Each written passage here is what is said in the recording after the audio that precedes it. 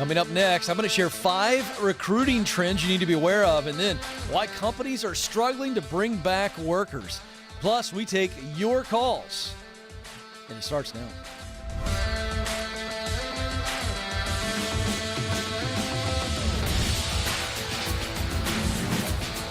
All right, here we go. Coming to you live from Ramsey Solutions Studios in Nashville. You are joining a conversation about who you are, what you were created to do, where you want to do it, and how to get there. And this is important because you know deep down inside of you, if you're not doing work that you love or you haven't figured out what that is, that there is more for you. There's just more to life than working a job Monday through Friday and getting it into your life and just kind of going, well, you know, I kind of had a good job. There's just more to it than that. Everybody longs to make a difference and make a living. And we're going to show you how to do that. How do you go from paycheck to purpose? How do you make the income you need and the impact you want? We're going to show you. 844-747-2577 is the phone number. 844-747-2577. And you can jump in on the chat room if you're watching live just after 12 noon Eastern Standard Time. You can jump in the chat room. If you're watching live, we'd love for you to give us a thumbs up, subscribe if you haven't, and share. We have clips as well as the full episodes of each show. So if you're watching later, know that you've got a 2-hour window to call in Monday through Friday, 12 to 2 Eastern Standard Time in the afternoon. All right. So new recruiting trends. And this is important for you folks because you need to know that jobs are exploding. I've been talking about that. You're going to keep hearing good news. Unemployment now down to 6%. In the next 2 to 3 months, you're going to see unemployment drop even further because there are a lot of jobs that are available. But you're also going to hear news. I'll share that a little bit later. People aren't coming back to work. It's hard to hire. I'll tell you why and how that gets solved. But you need to know what are the trends for companies that are looking for talent, because it's going to be a job seekers market, already starting to be, and it's going to increase even more. All right, so here we go. First trend you need to be aware of, mobile.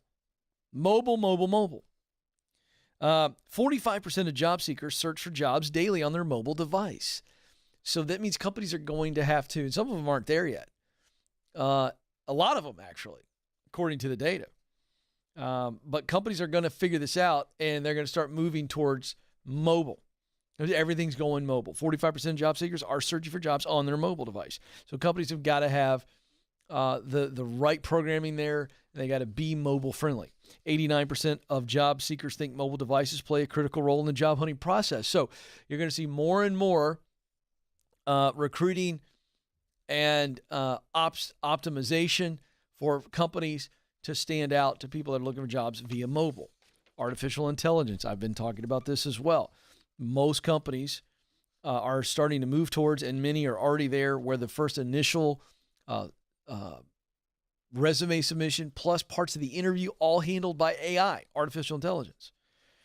AI is going to be using chatbots and answering questions that a human recruiter in the company would not have the time to be able to do. Also assisting people with the onboarding of not just the interview process, but even of new hires.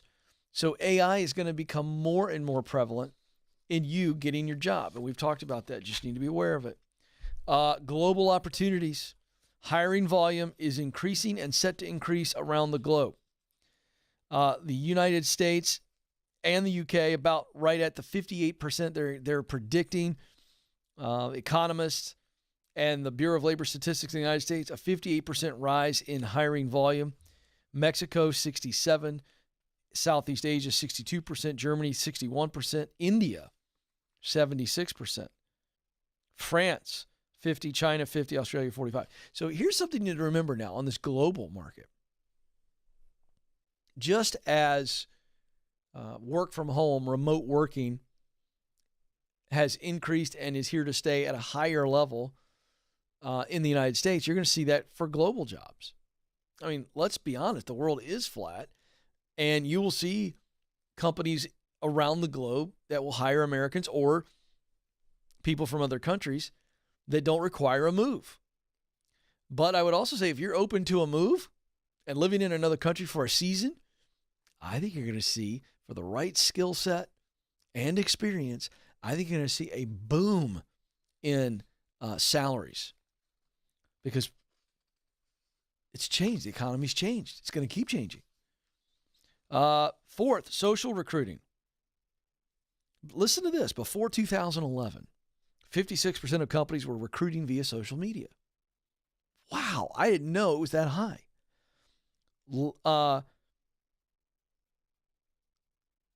Last year, 84% of companies. So before 2011, 56% were recruiting via social media. And last year, 84% of companies were recruiting via social media. Wow. So don't just think of your social media as the thing that you use to impress your friends. How about impressing potential recruiters? They're going to check you out on social. And then finally, diversity. Companies around the world are moving diversity up the ladder as a top priority. Sometimes it is the priority. And I don't think that's going to go away.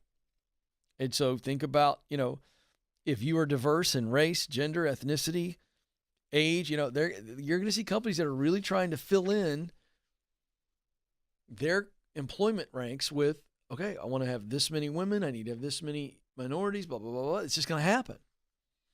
And so be aware of that. Opportunities for some of you, it will be a barrier for others. That's just reality, which is why I teach what I teach, because it is the people connection that will allow you to always get through certain processes and be able to overcome certain hurdles. 844-747-2577 is the number. 844-747-2577. I can't see my caller screen, so I don't know what line to take. We got a little technical thing, so just tell me who's up and where we're going. Okay, great. We're going to go to Boston next, where Amanda is on the line. Amanda, you're on the Ken Coleman Show. Hi, so nice to get to speak with you today. Well, it's my pleasure. What's going on? So I recently graduated in 2020, and I recently got accepted into a grad school program at an Ivy League institution near me. Mm-hmm. And I am currently working in a contract position that I absolutely love, teaching students personal finance and basically how to go to school without having to pay for it out of pocket and not having to pay with loans, but I'm burnt out. Why? Why are you burned out? Tell me specifically. I've been doing this for about 5 years now, and I'm really wanting to learn something new, and I'm trying to make a career change more into the advocacy and government piece of what I currently do. Okay, so there are 5 causes of what I call buildup. So burnout is just kind of a description of a symptom. So I've reframed it to say there's 5 causes of buildup on the heart to make you feel burned out. Make sense? So when somebody says I'm burned out, I go, that doesn't tell me anything.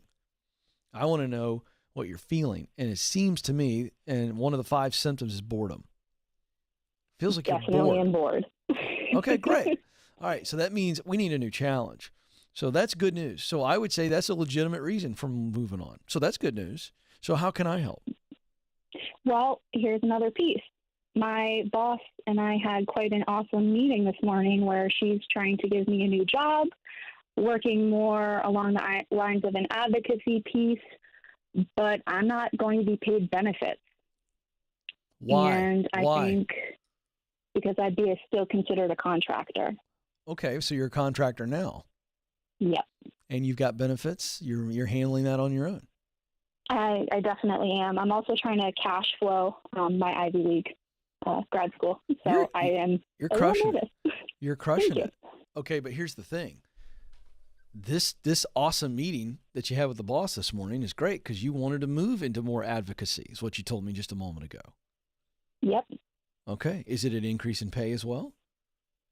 Not by much, but a little bit. Okay, then. I would never in a million years tell you not to take that because the benefits aren't there. I was just in a meeting with my team this morning. The Ken Coleman content team was in a meeting this morning. We were just talking about this, Madison. and I'm going to be doing more content on this. I'm so glad you called. Benefits are never a deciding factor in my mind, ever, because it's all about progress. So I would never stay in a company. I get this call all the time. Ken, listen, I really don't love what I'm doing, and I'm kind of tapped out. I got no room for growth. It's toxic, blah, blah, blah, blah, blah, whatever. And I got an opportunity that puts me on the ladder I want to be on, and the pay's about the same or it's a little bit more, but the problem is they don't have good benefits. And I'm like, who cares? Benefits are benefits. And I'll be honest with you, there's not a whole lot of benefit in making decisions on benefits. So in your particular situation, you have financial savvy, you're smart, you're doing it the right way, you're not getting into debt, you're teaching kids how to do it the right way. I trust your discipline. I trust your ability to manage your money. This is the right step for you. You may not be here long in this role, but to me, this is a viable option for the next rung on the ladder because of the advocacy type work you want to do. And by your emotion and how you describe the meeting, it is a win for you. But your brain's trying to go, well, they didn't offer you benefits, so I'm not sure this is smart. Am I right? That's right. You're 100% on the money. Okay, so is your brain telling you the truth or is your brain lying to you? Brain is definitely lying to me. I could definitely and I got to tell you love something. what I do again. I got to tell you something. This to me is such a good option as a next rung on the ladder that if you had to pause some of the schooling at the Ivy League until you save up some more money, fine. Nobody cares where you went to school. Nobody but you. Nobody. Okay. The last time you went to a doctor, did you ask the doctor to come back to before they examined you for whatever you were there for? Did you say, hey, before we do this, could you go get your diploma? I need to see it with my eyes. Definitely not. Why? Why didn't you do that? Because I trust them and their judgment. Why do you trust them? Because they're educated and they know more than I do. Yeah, but how did you arrive at that conclusion that they're educated and that they know more than you? You didn't see the diploma. That's true. No, answer it. I'm putting you on the spot. One more. Well, this is the last test question, then we'll move on. But I want to make sure you answer that. Why did you trust them? Because they're the doctor and I'm not. Yeah, but this is a deeper level. You're not getting it. So I'm going to answer for you. You heard that was a good doctor from somebody. Fair? Fair. All right. So what does that say? You chose that doctor based on what? Credibility? Really, truly, trust comes from credibility. And if the credibility is transferred from a family member about this doctor, we trust that credibility, correct? Correct. So my point is, if you've got to pause a little bit and work your way through the Ivy League, fine. Nobody cares how long it took you. They don't even care that you went to an Ivy League. It's impressive. I'm not taking anything away from it. You understand what I'm saying? Absolutely. Yeah, you got this. Take the gig. Now, here's the deal. Take it to get that experience, and I'd still be looking. Because there might be the next level advocacy job 6-8 months from now. But That's you true. walked out of that meeting feeling the juice, didn't you? I did. All right, then. So do it. Don't think about it. You'll figure out a way to take care of those benefits. You already are. Way to go, Amanda. I'm proud of you. Thanks for the call. 844-747-2577. Lincoln, Nebraska is where Tim joins us. Tim, you're on the Ken Coleman Show. Hi, Ken. Thanks for taking my call. You bet. Tim, what's up? Well, I need a little help just making sure I have some considerations being made in an upcoming choice I have to make. Okay, great. For both my career and my family. All right. Lay it out for me, my friend. Yeah, so I just recently started a really great job back in October of last year. Doing something I enjoy, and I enjoy who I work for. My wife recently has been accepted to a medical school in the Caribbean. She's also waiting to hear back from stateside schools as well currently. And we have 2 children. So my question really comes down to, it leaves me with 2 options in terms of my career. The first, if we go together, I would not be able to continue with this specific company if we all stayed physically together in the Caribbean while she goes to school, and we're there to support her and help her through that. Or second, if me and the children stay stateside, I'd keep my job but be physically separated and not be a physical support as much for my spouse.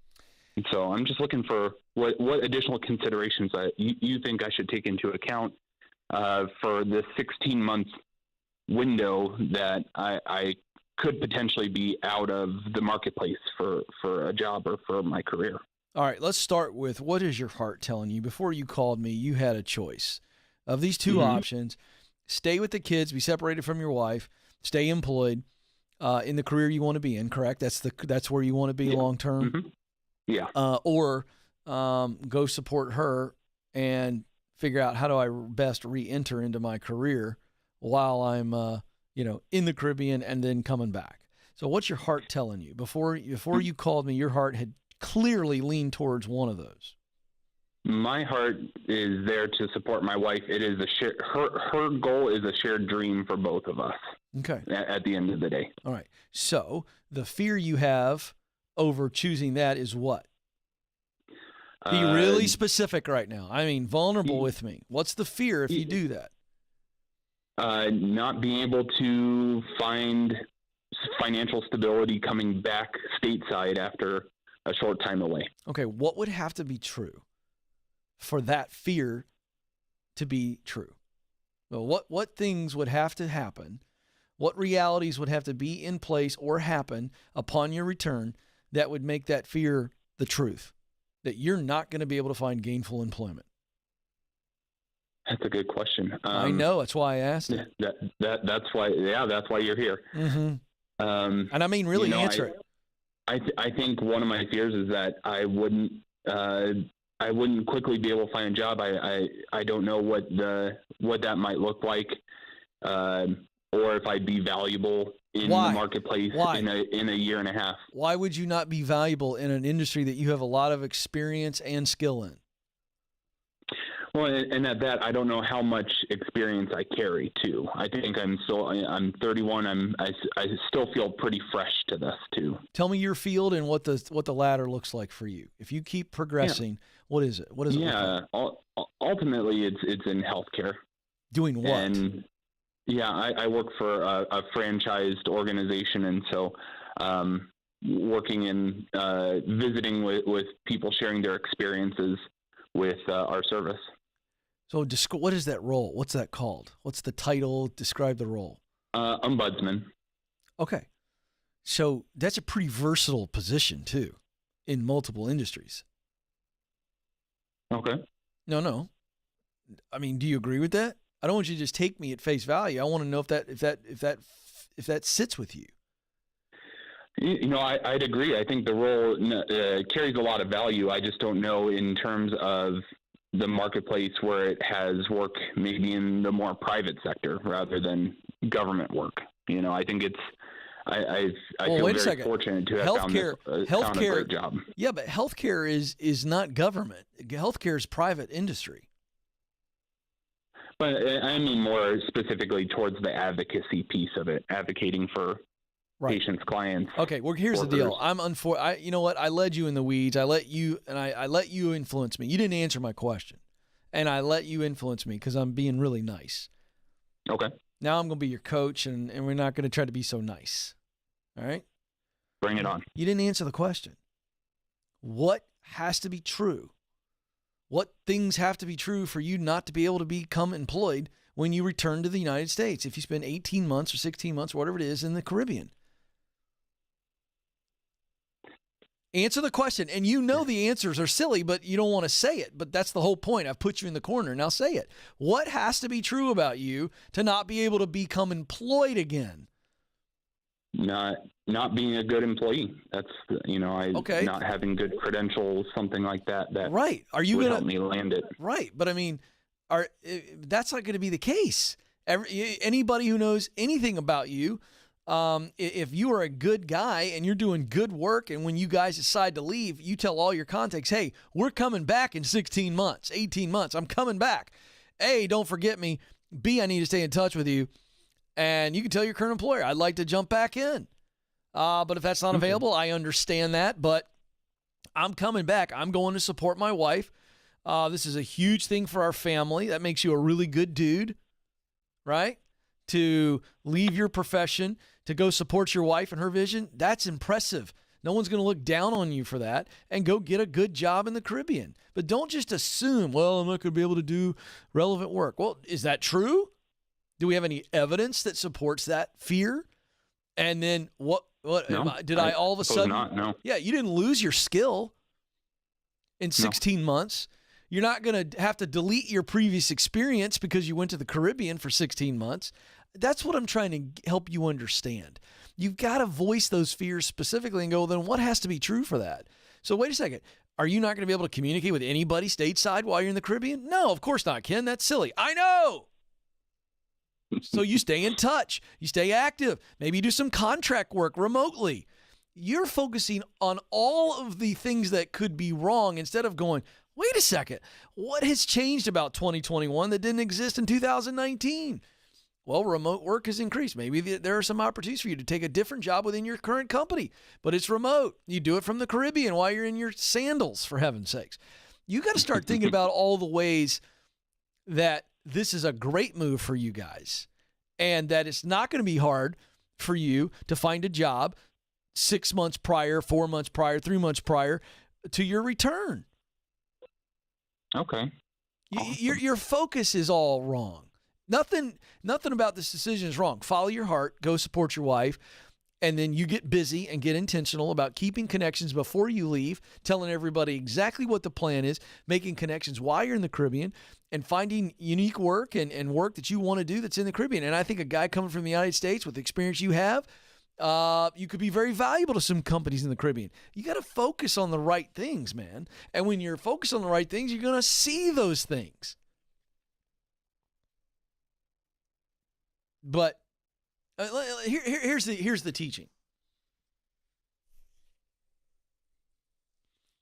If I'm walking on some rocks, maybe let's say I'm in a beach area, or I'm walking outside and I'm on kind of a rocky path, and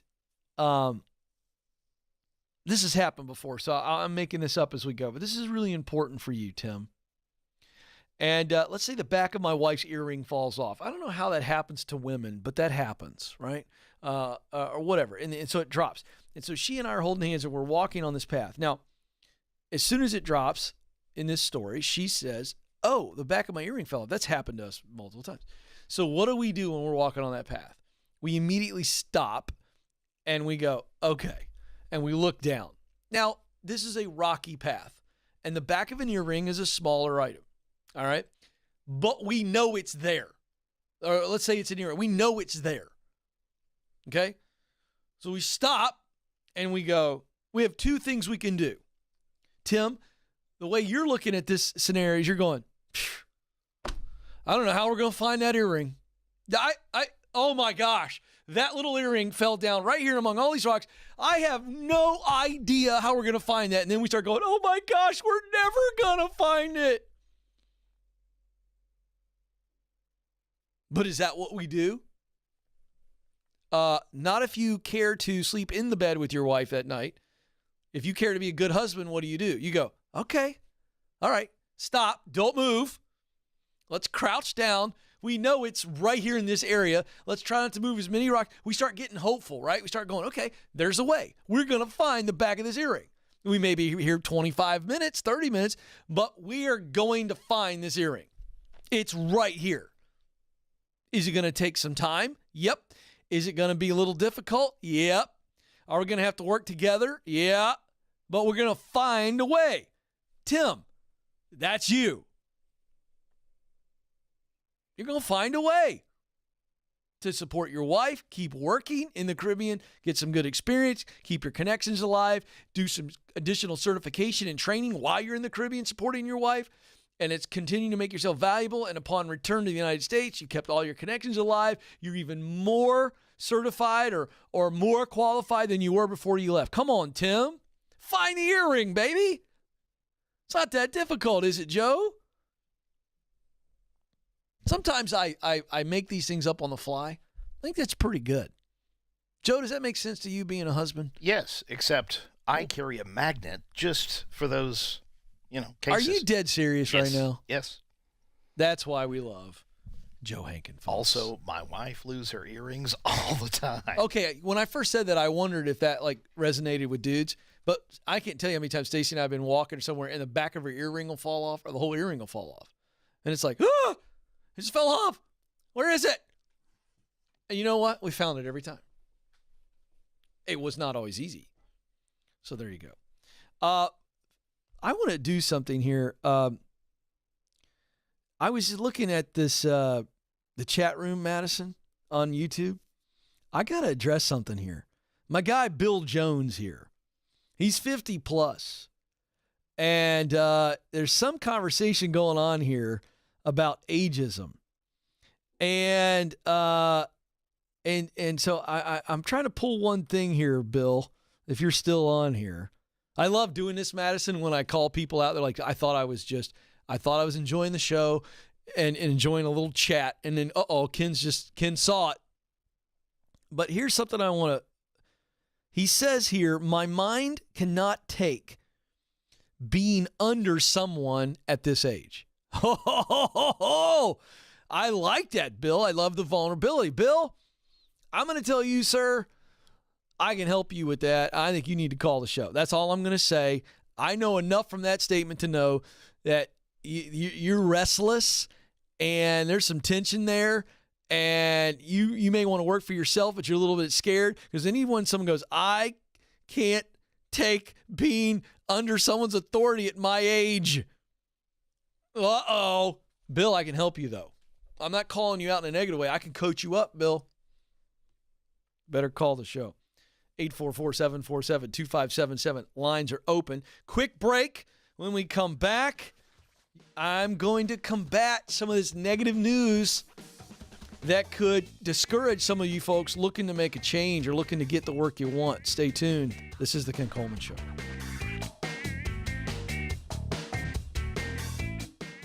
We were drawn to Christian Healthcare Ministries because we both had young families and we wanted to have more children. And we had also just started a real estate company and needed to find healthcare coverage that would meet our needs. We were attracted to CHM because of its low monthly costs and the ability to negotiate medical costs down. Established in 1981 and accredited by the Better Business Bureau, CHM is here to meet the needs of your growing family or small business. Check us out at chministries.org. We absolutely believe in it.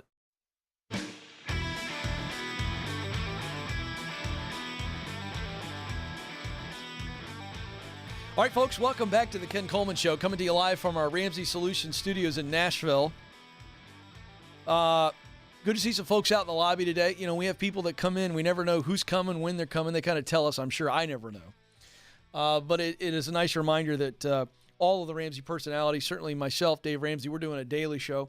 All of the Ramsey personalities with Dave Ramsey on the Ramsey Show now. By the way, that's still new. You know, it's no longer the Dave Ramsey Show. It's the Ramsey Show, and I'm a part of the Ramsey Network. And so we love when people come to the office and watch our shows. We come out from time to time if they want us to, and if they don't want us to, we just sit behind the glass like zoo animals and they look at us. But don't feed the animals. Although I have no problem sampling baked goods that people want to bring me. You know, when I hosted when it was the Dave Ramsey Show, Nathan was my director. When it was the Dave Ramsey Show YouTube channel, and I was the live host when Dave would go to radio break, I got to know the YouTube folks pretty well. And they would send me stuff. Remember the time the lady showed up with a giant block of cheese from Wisconsin? And it was a day I wasn't there. This lady brought me a whole block of cheese. And I wasn't there, but people would bring stuff. So, you know, Nathan, it occurs to me, I need to share the love. If you want to come to Nashville and you're here to do a debt-free scream, or you want to watch my show or the Ramsey Show, you can come on in. RamseySolutions.com. There's probably a button there to tell us that you're coming. And if you want to shower us with baked goods, oh, there we go. They're showing you what the lobby looks like. If you're watching on YouTube, these people now are wishing that they wore, you know, different clothes. They didn't know they were going to be on camera. I'm kidding. You look beautiful. But the point is that you can bring baked goods, and I'll share it with the whole control room. We got Madison, the producer. With the exception, no fruitcakes. Sorry. Yeah, but you know what, Joe? That's a very good point. Can I just say this on behalf of everyone on the planet? No one wants a fruitcake. And yet, people still buy fruitcakes. I wonder what... Madison, do this for me, please. Later in the show, before we sign off, I would like to have an idea, if it's out there, of what the annual fruitcake sales might be in the United States. That, to me, is really random and deserving of a little ADHD moment, because Joe's right. Don't bring us a fruitcake. We will throw it away. But anything else, we'll sample it, and I might give you some love on the air. Now I'm groveling for food, it feels like. I feel like we went from a fun moment to Nathan to where I feel like I'm begging for food, and I'm not. All right, let's keep going here. Joe, it's time for In the News. All right, folks, you're going to start hearing more and more of these headlines, and I'm going to break this down for you because I don't necessarily agree. And remember, headlines are designed to scare the you-know-what out of you. That's all that headlines are for. They need to snap your neck and look at them. And so, folks, just understand, you got to dig deep. Here we go. Here's a new one. America's companies are struggling to hire workers back. This is from Business Insider. And you ready for the next part of the line, Joe? I wasn't going to share this, but I got to prove my point. It risks derailing the economic recovery. No, it doesn't. Bad policy, as in continuing to extend unemployment benefits, is what will derail the recovery. Oh, boy. Ken, there you go. You said you wouldn't talk politics. I'm not going to talk politics. I'm going to tell you when bad economic policy, I don't care if it's a Republican or Democrat, I really don't. But the longer we extend these unemployment benefits, certain types of businesses will have a hard time hiring workers back. Now I'll explain. Worker shortages are hitting some businesses. I've been talking about this. Restaurants, bars, hotels, where they are traditionally lower wages. They're hourly wages. They're not career paths. They are entry-level jobs. Nancy Vanden Houten.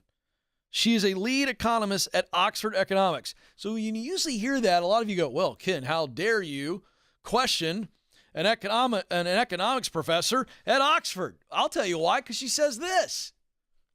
There's no guarantee that the people whose jobs have been permanently eliminated will be able to find work elsewhere. What? Let me put this in layman's terms, because these people from Oxford like to talk smarter than the rest of us. There is no guarantee that the people whose jobs have been permanently eliminated will be able to find work elsewhere. Okay, here's what she's really saying. There's no guarantee that somebody who lost their job can find another job. Now, how stupid is that? That is ludicrous. That's like saying, if you lost your job in the pandemic, there's no guarantee that you'll ever be able to be employed ever. What? Come on. That's so the sky is falling, Chicken Little thinking from somebody who's supposedly really, really smart. Yes, I can tell you with certainty and guarantee you that if you lost your job in the pandemic, you can get another job. Is there a guarantee that you'll be able to get the absolute same job? No, but why are we saying that? That is nonsense. The economy changes. Companies go out of business. So, of course, you can't get the same job. But that is all fear-mongering. Do you want to know why certain companies can't hire people? It's because the unemployment benefits are in many cases more money for the individual than the job they had before. Let's just role play. Would you get paid more money to stay at home or take less money to go to work? I know my answer. I'd last exactly 2 weeks because I got to go work. I got to make progress. I got to do something. But I'm not judging people who stay at home and make more money than they would if they went to their past job. because these people are lower wage earners. So that increase in unemployment benefits, in other words, increase in income, that's a win for them financially. I don't judge those people. That's what I mean by bad policy. Well, Ken, how dare you? Some of these people need unemployment benefits. Okay, I know. But now the jobs are back. Give you an example. The National Restaurant Association over year data said that staffing at full-service restaurants is down 20%, or 1.1 million jobs that are open and available, but no one wants them. And the reason is people are making more money by staying at home than they are going in and working at the restaurant. But the jobs are there, folks, so don't give me the whole, you're heartless, Ken. You don't know. The job is there. Unemployment benefits cannot stay this way forever. Does anybody disagree with that? If you do, you need to go see a brain surgeon. Your brain's not working. You can't continue these unemployment benefits at the level they are. And by the way, they won't. So you got to go to work sometime. This is interesting too. The country's most densely populated areas, Los Angeles and New York City, have the highest February unemployment rates of the 51 major metropolitan areas in the United States. Duh. Why? Because they locked everything down. And when you lock down, businesses shut down. And when businesses shut down, people move out. And so they're trying to open these cities back up. I guess they're trying. It's probably a generous word. And so these economists are going, well, Los Angeles and New York they're not opening up as fast, and that's going to affect the overall economy. No, it's not. Nashville is white hot. The job market in Nashville is blazing. You know why? We don't care what's happening in New York or LA. Why should we? We don't know. All I know is people are going out to eat here. I should say greater Nashville area, shouldn't I? Because the old mayor of Nashville, who shall remain nameless, he's a big shutdown guy. But the point is, the rest of the country isn't going to stay slowed down because people aren't going out to eat. People aren't doing tourism trips to New York and LA. That's going to continue to hurt that economy. So when you hear all this garbage about, well, the job market's, no, it's not slowly recovering. It is booming. And all that New York and LA or these other large cities that are still relatively locked down, all that they're opening up is going to do is further help with the overall tourism industry.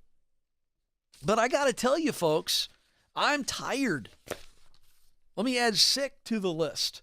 I'm sick and tired of the narrative out there that the sky is still falling and our economy's not going to recover and people aren't going to be able to work. If you don't want to go to work, then you won't. But if you want to go to work, you're going to be fine. Which, by the way, it's why I'm doing my Get Hired event. April the 27th. If you're new to this program or you didn't come to our first one, tickets start at $20. It's for anybody who just wants a different, better job. And you feel like, Ken, I want the edge. I'm okay in my job. I'm going to move later this year when my industry comes back, or I've been hit by COVID. I need to get out of two part-time jobs and go to a full-time job. I'm a kid coming out of college, or I got a kid coming out of college, or I got a kid graduating high school, not going to go to college. For anybody who just wants the edge on getting hired, think of getting hired as a competitive competition, because it is. I just did a double comparison there. Competitive competition. Yeah, it's great. It's a competition. How do you beat the competition? My Get Hired event, April the 27th. Throw it on the screen there, Nathan. April the 27th, 8 Eastern, 7 Central Time. We've got a live audience, about 200 people here. If you're near the Nashville area and you want to have a super cool experience instead of just watching it online like everybody else, those are going to sell out. Jump on this. Text the word HIRED to 33789. Text the word HIRED to 33789. Tickets start at $20. Could be a great gift for somebody. As you can watch it live stream that night wherever you are in the world. And this is going to give you the edge. I'm going to break down how to beat the competition to get the job you want. We'll really do a deep dive on my first 3 stages of the 7 stages to doing work that you were created to do. Again, text the word hired to 33789. The team will send you a link and you can get all the information and buy your ticket. All right, Joe, my time is almost up. But before I let you go, I want you to know that you matter and you do have what it takes. Thank you for joining us. Until next time, this is the Ken Coleman Show. Press on.